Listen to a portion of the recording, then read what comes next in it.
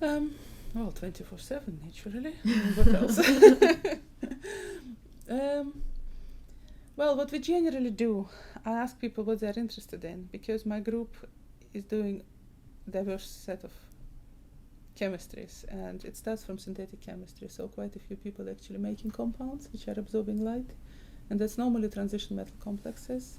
So it's platinum or rhenium or ruthenium metal complexes which absorb visible part of the spectrum and then can engage in photoinduced charge separation. And you can make electron transfer cascades where you can do a bit of organic chemistry, modifying the ligand so that your immediate act of light absorption, for instance, promotes electron from metal center to the ligand next to metal center, but then you have a remote acceptor which is even more electron accepting than your immediate electron acceptor sitting on the metal center, so you create a cascade of electron flow. This of course requires making those cascade systems, whether it's a cascade of acceptors or cascade of electron donors.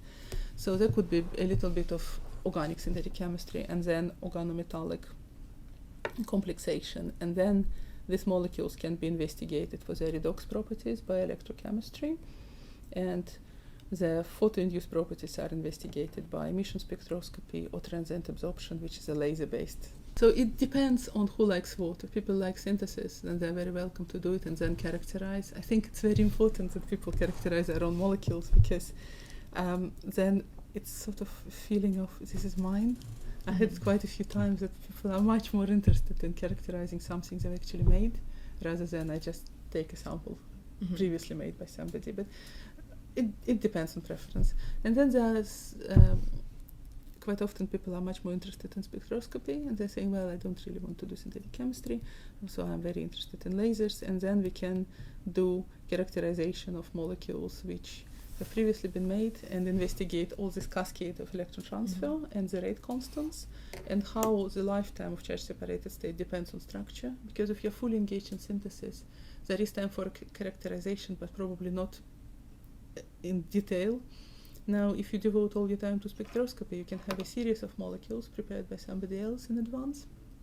And we have lots of molecules we want to look at in much detail. And then you can, say, correlate the lifetime of this charge-separated state with structure, with distance between separated charges, with the nature of the metal involved. So there's an awful lot of fundamental understanding which needs to be done.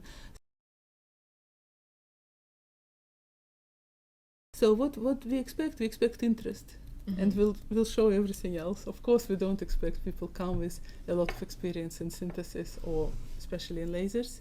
This is not anticipated. I have a very friendly group of about 10 people at the moment, and they work in different areas, and they will show everything. We share everything we know.